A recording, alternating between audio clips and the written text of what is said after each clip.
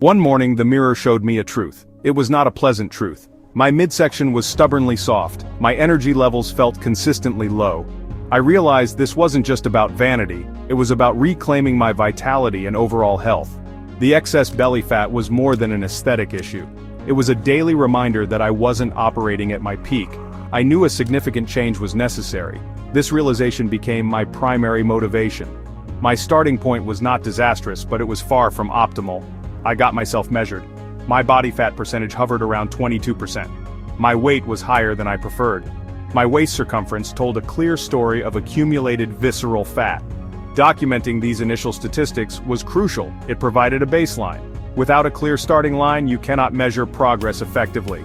This data was the uncomfortable yet necessary first step towards my transformation. It painted a clear picture of where I stood.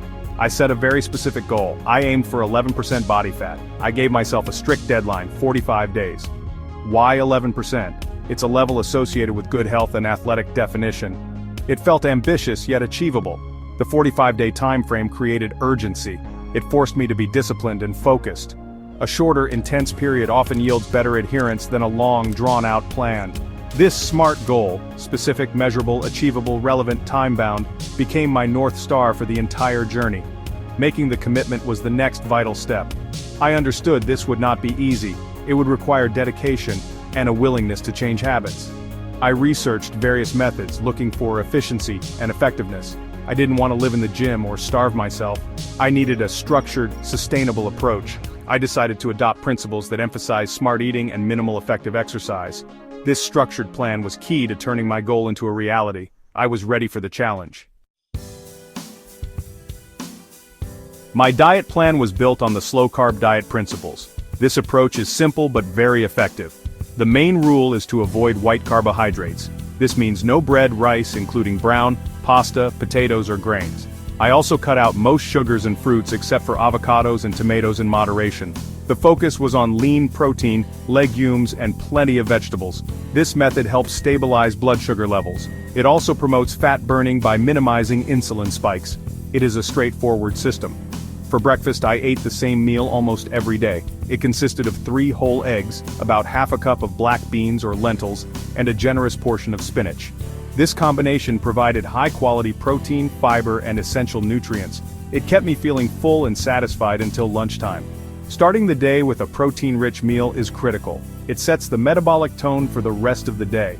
This consistency removed daily decision fatigue around my first meal. It made compliance much easier. Lunch and dinner followed similar principles. I would typically have grilled chicken, grass-fed beef, or fish. Alongside the protein, I loaded up on mixed vegetables. Steamed broccoli, asparagus, and green beans were staples. A portion of lentils or pinto beans rounded out the meal. I drank plenty of water throughout the day. I avoided caloric beverages like juice or soda. Repeating meals might sound boring. However, it simplifies shopping and meal preparation significantly. This makes it easier to stick to the plan. One crucial element of this plan was the cheat day. For one day each week, usually Saturday, I allowed myself to eat anything I wanted. Pizza, ice cream, pastries, nothing was off limits. This strategic indulgence serves multiple purposes. It prevents feelings of deprivation. It can also provide a metabolic jolt. Knowing I had a cheat day coming helped me stay strict during the other 6 days. My calorie intake on normal days was around 2,000 to 2,200 calories. Cheat days were uncounted. My workout philosophy centered on the minimum effective dose, MED. This means achieving the desired outcome with the least amount of effort necessary. I did not spend hours in the gym. Instead, I focused on short, intense, and highly effective workouts. The goal was to stimulate muscle growth and fat loss efficiently. Full-body compound movements formed the core of my routine. This approach respects your time. It also delivers significant results without leading to burnout or overtraining. Smart work trumps hard work. Kettlebell swings were my primary exercise. I consider them one of the most potent tools for rapid fat loss and conditioning. I performed kettlebell swings 2 to 3 times per week. A typical session involved doing 75 to 100 swings. Sometimes I did them in sets like 4 sets of 25. Other times I aimed for as many as possible in a 10-minute window. Proper form is absolutely critical to prevent injury and maximize effectiveness. The hip hinge movement is key. This exercise works almost every muscle. To complement the kettlebell swings, I incorporated basic bodyweight exercises. These included push-ups, air squats, and planks. These exercises can be done anywhere, requiring no special equipment. I would often add these to my kettlebell days, or I would do a short bodyweight circuit on my off days for active recovery. Simplicity is a powerful tool in fitness.